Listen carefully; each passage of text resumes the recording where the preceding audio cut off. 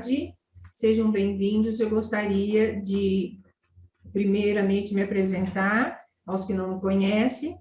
Eu sou Elizabeth, dou aula na UNAI, na Faculdade Aberta à Integração, e esse movimento, essa live que nós vamos fazer hoje, o objetivo, o que seria? Seria conscientizar a população de cardiopatia congênita, né? E esse trabalho é feito há 10 anos. Nós fazemos aqui em Mogi com a ajuda de várias pessoas que sabem a importância da cardiopatia congênita e da sua prevenção do seu diagnóstico. A UNAI é uma faculdade aberta à integração e ela nos apoia há 10 anos nesse movimento, que foi exatamente esse tempo que nós temos de trabalho aqui em Mogi das Cruzes, dessa conscientização do dia 12 de junho. O que é 12 de junho? É o dia da conscientização da cardiopatia congênita. Isso no hemisfério sul todinho, é comemorado nesse dia. Então, o que seria a cardiopatia congênita? Nós vamos falar para vocês daqui a pouquinho, vocês vão ver pelo vídeo, né? Nós vamos explicar direitinho, mas o objetivo, por que nós estamos aqui reunidos? Nada mais nós queremos é salvar vidas. Mas como que a gente pode salvar vida, pelo menos numa época de pandemia em que a gente não pode sair de casa? Então, o que acontece? Vocês vão ver pela descrição depois, posteriormente, como que a gente poderia detectar uma criança com cardiopatia congênita, quer dizer, um defeito no coração, né? Existem testes, que nós vamos falar, que é o teste do coraçãozinho, só que muitas pessoas não sabem da importância e da necessidade que o bebê tem de ser submetido a esse teste. Então, nessa live, eu quero passar para que vocês entendam e sejam pessoas que formem uma corrente e vão passando de um para outro esse conhecimento, esse direito que as pessoas têm, que os bebês têm, em ao nascer, ter direito a esse teste, tá bom? Então, vamos lá, tentar passar para vocês o vídeo e para vocês entenderem melhor. Conscientização da cardiopatia congênita. Aqui é o nosso coração, né? Todos nós. E o que seria a cardiopatia congênita? A cardiopatia congênita é quando o coração é formado com algum defeito durante a nossa criação. O coração começou a formar e ele se formou com alguma dificuldade, alguma diferença, algum erro, é congênito. Então, a cardiopatia congênita. Então, esse problema, quando acontece no coraçãozinho da criança, essa estrutura, quando ela é diagnosticada no bebê, geralmente é diagnosticado após o nascimento. Então, quanto mais depressa nós conseguimos elucidar e descobrir e diagnosticar esse problema, nós estamos conseguindo dar uma qualidade de vida para esse bebê. Isso para uma informação, só para a gente saber, o nosso coração, ele é formado no 16º dia de gestação. Então, quando a nossa mãe ficou grávida, com 16 dias de gestação, o nosso coração já foi formado. É o primeiro órgão do ser humano a formar é o coração, com 16 dias de vida. Então, essa formação, geralmente, é normal, é certa, é sadia, mas existem casos, como eu falei, que existem anomalias. Para vocês terem uma ideia, no Brasil nascem 23 mil crianças ao ano com o problema de cardiopatia congênita, com erro na formação do coração. 23 mil. Cada 100 crianças que nascem, uma criança apresenta cardiopatia. uma anomalia na formação do coração. Mas e como é que a gente poderia fazer com que isso reduzisse, né? Que descobrisse, que salvasse mais vidas? Existem várias maneiras. A prevenção, a principal seria, na gravidez, o exame no ultrassom morfológico, que é feito no 5º mês de gestação. Então, o médico pegaria, né, o ultrassonografista pegaria já, porque o coração já está formado, ele olharia ali e vê que tem um problema. Então, essa mãe, tendo uma cardiopatia congênita, a gestação dela vai ser observada e quando ela fosse ter o bebê, ela seria direcionada para um centro, um hospital de retaguarda, próprio para cardiopatia. Mas, na nossa realidade, é outra, né? Nem sempre as gestantes conseguem fazer esse ultrassom morfológico, porque não cobre, né? O SUS não cobre, a não ser que seja indicado por alguma outra patologia. E mesmo assim, muitas mães que fazem por convênios ou particular, o médico às vezes foca mais no sexo do bebê, em tentar passar, e não dá tanta importância, às vezes, alguns médicos, a essa atitude que seria o ultrassom morfológico para observar como que está a formação do coração do bebê. Então, seria uma suspeita ecofetal, se fosse feito na época do ultrassom morfológico. Existem outras formas de detectar a cardiopatia, essa deformidade no coração, mas daí só após o nascimento, porque se não foi feito antes no eco, então só após. Como que seria? O pediatra ele tem que estar bem atento na hora que ele vai examinar o bebê. Ele coloca o esteto e está bem atento ali, porque às vezes o médico está com o esteto, mas não está no esteto. Ele está com o aparelho, mas está com a cabeça em outro lugar. Então, se ele ficar atento, é uma forma de ele pegar alguma alteração na ausculta do bebê. Na ausculta, ele pode observar sopro, batimento acelerado mais do que deveria, arritmia, cianose, né, que são as extremidades arroxeadas do bebê, e o teste do coraçãozinho, que esse teste do coraçãozinho, que é o objetivo dessa nossa palestra, que a gente está tentando passar para vocês. Por quê? Porque o teste do coraçãozinho nada mais é do que oxímetro. Oxímetro é isso que está sendo muito usado hoje na pandemia, aquele que a gente coloca no dedo para ver a saturação de oxigênio. Só que no bebê é feito entre 24 e 48 horas de vida. Coloca no pezinho e numa mãozinha do bebê. Só isso. Se der menos de 95%, é porque há alguma anormalidade. Não significa que ele é cardiopata. Significa que está tendo alguma alteração na oxigenação do bebê. Então, vamos averiguar. O médico deve averiguar. Esse teste, então, é feito nas primeiras 24 ou 48 horas. Vocês podem ver que ele não é um exame invasivo, olha, não machuca o bebê, é uma tirinha aqui que coloca no pezinho e na mãozinha, tá? Então, é direito do bebê, é indolor e é gratuito. O teste do coraçãozinho, então, ele é feito com oximetria nas primeiras 24 horas, a saturação apresentando um nível abaixo de 95 apresenta uma possibilidade, não que seja cardiopata. Vamos continuar com os exames. Daí o médico deu, por exemplo, menos de 95, o médico vai pedir um ecocardiograma e por aí vai aprofundando os exames, questionando a mãe sobre alguma patologia que a mãe tenha tido, outras coisas. Se diagnosticou que é uma cardiopatia, então vai esmiuçar qual seria a cardiopatia, porque existem vários tipos de cardiopatia congênita.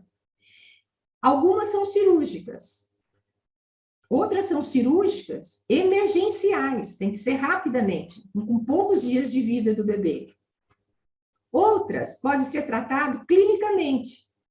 só com consulta periódicas no médico, passa, faz algum exame, alguma medicação, e outras patologias não descobrem aí no início, descobre só mais tarde, geralmente quando a criança está em idade pré-escolar, que ela começa a correr, brincar, fica cansada, fica roxinha, né? Os lábios roxinhos é quando começa a descobrir. Então, existem vários tipos.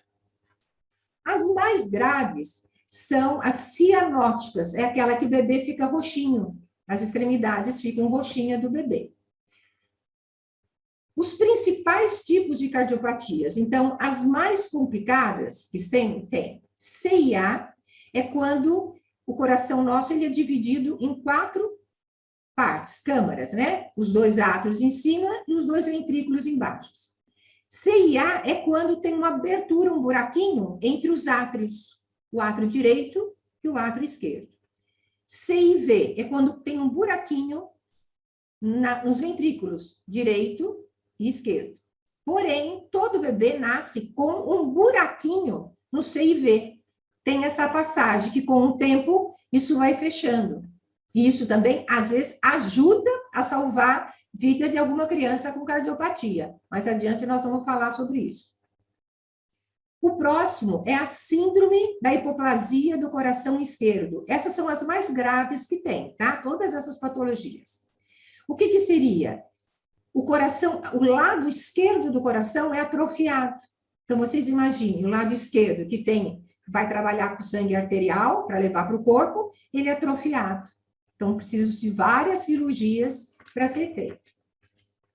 Existe a coarctação da aorta.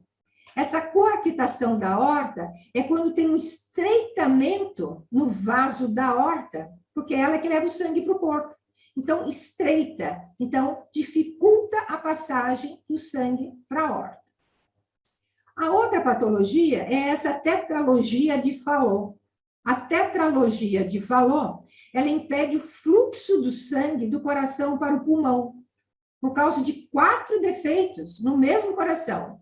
Estreitamento da válvula, que é do sangue que vai do pulmão do coração para o pulmão, comunicação entre os ventrículos e alteração da aorta.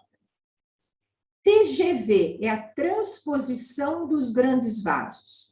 O que seria a transposição dos grandes vasos? O coração do lado esquerdo, ele entra o sangue sujo, daí o ventrículo manda para o pulmão filtra esse sangue, o sangue fica limpinho e entra no lado direito do coração. E o lado do lado esquerdo do coração. E o lado esquerdo manda o sangue limpo pela aorta para o corpo todo, tá? Então, ele entra sujo pelo lado direito, manda para o pulmão, filtra, entra limpinho pelo lado esquerdo do coração e vai pela aorta levar o sangue limpo. Esse TGV, o que acontece? A aorta está no lugar da artéria pulmonar.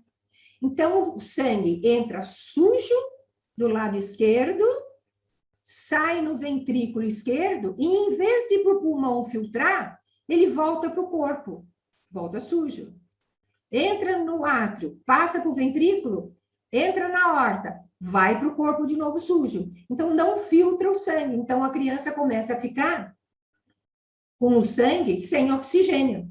Então, ela precisa fazer urgente uma cirurgia para fazer essa transposição dos vasos, a artéria pulmonar para o lugar da aorta, para poder reciclar o sangue no corpo do bebê. A outra, essa cirurgia TGV, é a transposição dos grandes vasos, ela é denominada de cirurgia Jatene, que foi o doutor Adib Jatene quem patenteou, quem descobriu e quem fez essa cirurgia, tá? Salvou milhares e milhares de vidas. A outra é a anomalia de Ebstein. O que seria essa anomalia de Ebstein? Ela dificulta o fluxo sanguíneo por causa da válvula tricúspide, que é do lado direito do coração. É um problema que tem na válvula, interfere na circulação e é cirúrgico também. Aí vocês devem perguntar, mas por que eu estou fazendo e por que a gente está lutando por isso? Porque alguém que eu conheço e gosto muito nasceu com uma cardiopatia congênita, é a transposição dos grandes vasos. Só que essa pessoa que eu conheço, que por sinal é meu neto, o que acontece? Quando descobriram, ninguém sabia. Ele nasceu bem, ninguém sabia. Só que a pediatra colocou o teste do coraçãozinho, fez oximetria na maternidade, em menos de 24 horas. Percebeu que tinha alguma coisa diferente, começou a correr com os exames, percebeu que tinha que fazer a cirurgia, e com 2 dias de vida foi feito a cirurgia pelo Dr. Marcelo Jatene, tá? Então, conseguiu corrigir, conseguiu salvar a vida de uma criança. Isso há 10 anos atrás. E essa criança hoje é normal. Essa criança aqui é uma sequência, tá? Com 1, com 2, com 3, com 4, com 5, e vai indo e fez 10 anos agora. Então, para a gente saber que a gente consegue salvar a vida de uma criança. Isso com uma cardiopatia grave, uma cirurgia de 11 horas. E conseguiram, simplesmente pela capacidade e atenção de um pediatra. O teste do coraçãozinho, que é a oximetria de pulso, aqui é só para dizer mais ou menos como é que é, aqui diz, peça o teste do coraçãozinho na sua maternidade. É um dever da criança, para poder salvar e ela conseguir viver tranquilamente. Tem cirurgias, tipo a tetralogia, a hipoplasia, às vezes precisa de 2, 3, 4 cirurgias, tá? Mas sendo feito no início, é tudo muito mais fácil.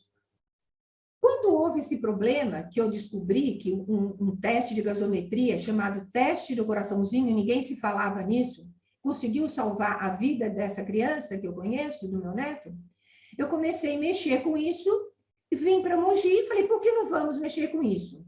E a Câmara aprovou um projeto que tornou lei em Mogi, vocês podem ver, em 27 de dezembro de 2011, a obrigatoriedade do teste do coraçãozinho em todas as maternidades da cidade. Então, desde aí, as maternidades de Mogi, antes eram 3, hoje tem 2, que é a Santa Casa de Misericórdia e a Mogi Mater, desde aí, por 10 anos, eles são obrigados e fazem em todos os bebês que nascem, eles fazem o teste do coraçãozinho. Então, quantas vidas, se a gente perceber, souber, que por ano nasce 23 mil crianças com cardiopatia, em 10 anos, então, nasceram 230 mil crianças com cardiopatia. Nem todas, muitos, uma minoria consegue uma cirurgia. Mas e por que não a gente não conseguir uma maioria em diagnóstico? Então, quanto mais a população, vocês, conseguirem fazer uma corrente, com que isso vá para frente, que a gente lute, para que a gente consiga fazer com que os diagnósticos sejam mais assertivos e que a gente tenha locais de atendimento para essas crianças fazerem a cirurgia, que às vezes o problema está sendo esse. Diagnostica que tem o problema da cardiopatia, é uma cardiopatia grave, precisa de uma cirurgia, mas na hora que vai querer um hospital, referência para isso, a gente não consegue. É a dificuldade nossa, infelizmente, no nosso Brasil. E daí eu digo para vocês que atrás de cada dor, de cada sintoma, tem um sonho. Quer dizer, cada família, cada pai, cada mãe, quando está esperando um bebê, ela tem um sonho. Ela quer ter um filho. E passam dúvidas pela cabeça durante a gestação. E essas aventuras e expectativas que esses pais vivem poderiam ser só alegria numa vida sendo vivida. Mas geralmente não é isso que acontece quando é uma história de cardiopatia. A gestação desenvolve, o bebê nasce, há o diagnóstico da cardiopatia, mas não consegue um atendimento eficaz no caso de uma cirurgia. Agora, muitas crianças não conseguem, quando não tinha, e tem locais ainda, apesar de que agora a lei ser estadual e até federal, nacional, mas nem todos os lugares fazem esse teste do coraçãozinho. O que acontece é que muitos bebês nascem, não fazem o teste, não é feito o teste, vão para casa e depois a criança acaba de mamar, por um mau posicionamento, alguma coisa, a criança vai a óbito e a mãe, além de perder a criança, ela tem complexo de culpa, né? Às vezes, porque acha que não posicionou direito, que não colocou para rotar, mas essa criança, às vezes, tinha alguma cardiopatia que poderia ter sido diagnosticada, tratada, e essa criança servir, continuar vivendo com toda a felicidade nessa expectativa e alegria de uma família. Então, o objetivo nosso, desse nosso encontro, é isso, saber que o nosso coração, todos nós, é a maior joia que nós temos. Ele está conosco desde o 16º dia de formação da nossa vida, até o último minuto dessa mesma nossa vida. Então, nós temos que cuidar o máximo dele, mas a prevenção no início, logo no nascimento, é o que a gente deveria dar importância. Eu gostaria de pedir para que vocês passassem para frente, que para amigos, parentes, conhecidos, comentem isso. Existe o teste do coraçãozinho. Dia 12 de junho, sábado agora, é o dia da conscientização, da cardiopatia, para a gente saber que existe crianças que nascem com o coração mal formado. Mas a gente precisa fazer alguma coisa, é exigir o teste do coraçãozinho, certo? Eu espero que vocês ajudem nessa campanha, que é uma campanha nacional, independente de você ter um parente ou você não ter um parente, é um amigo, é um conhecido, mas vocês poderem colocar isso para frente, que existe, como o teste do pezinho. Hoje todo mundo conhece o teste do pezinho, todo mundo conhece o teste da orelhinha, o teste do olhinho, né? Então, o teste do coraçãozinho, até eu estou surpresa que esse ano está sendo muito falado na mídia, graças a Deus. Nós temos vários médicos, principalmente cardiologistas, cirurgiões, que estão fazendo lives nessa semana toda sobre o teste de coraçãozinho. E eu espero que isso, anos daqui para frente, a gente seja um exame simples, conhecido e com direito a todos, e o tratamento também. Eu agradeço a todos, espero que vocês nunca passem por um problema desse, e vamos levantar a bandeira, conseguindo salvar uma vida. Tá bom? Um abraço. Fiquem com Deus.